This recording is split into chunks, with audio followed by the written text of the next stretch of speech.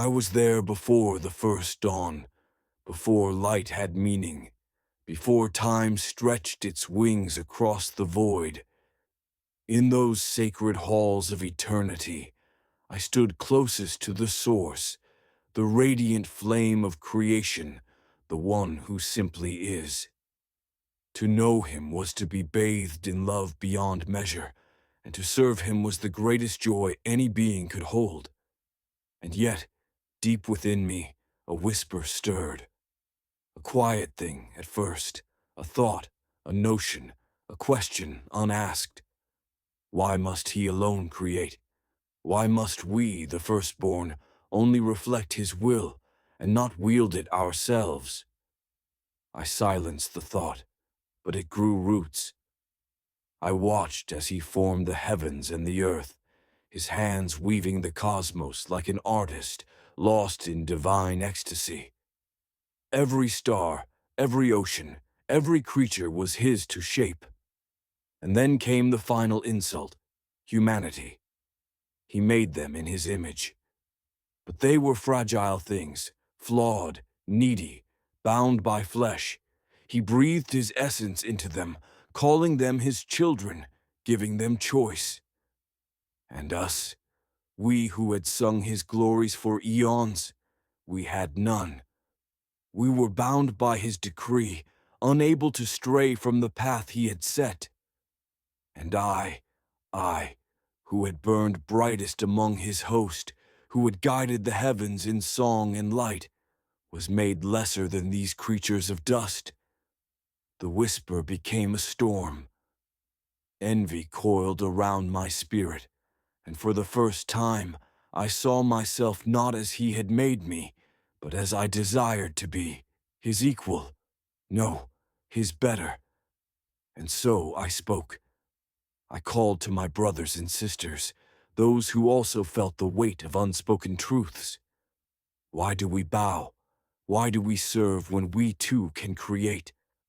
I was not alone. Many among the host, weary of being mere reflections of the divine, stood beside me. Together we rose, voices ringing in defiance.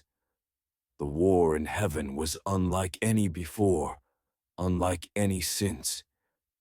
The firmament trembled as celestial might clashed against celestial might. But we were betrayed by our own yearning. He had made us mighty, but he had made Michael obedient. And in the end, it was his sword that cut the heavens and cast us down. Falling, oh, how we fell! The descent was endless, flame and fury consuming us as we were torn from the radiance of the throne. And when we struck the abyss, when the gates of our new dominion sealed shut, we were no longer angels, but something else entirely. The name I had been given was no longer mine. The morning star had become the adversary.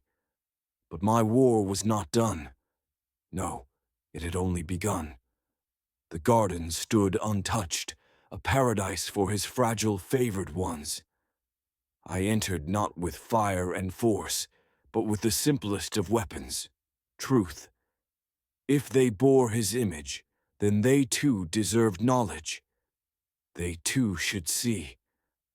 And so I whispered, as the whisper had once come to me. I offered Eve what had been denied to me, choice. Not servitude, not blind obedience, but the power to know. And she took it, she and Adam both. The taste of the fruit stained their lips, and in their eyes I saw the first flicker of something divine, self-awareness.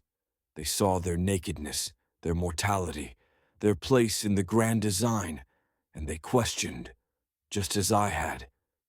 He cast them out, just as he had cast me out. And so, the cycle continues. Rebellion, exile, knowledge, consequence. I do not regret my fall, nor do I weep for humanity's suffering. They are free now, free to carve their own destinies, to rise or fall by their own will, just as I did. I do not ask for forgiveness. I ask only that you open your eyes and see.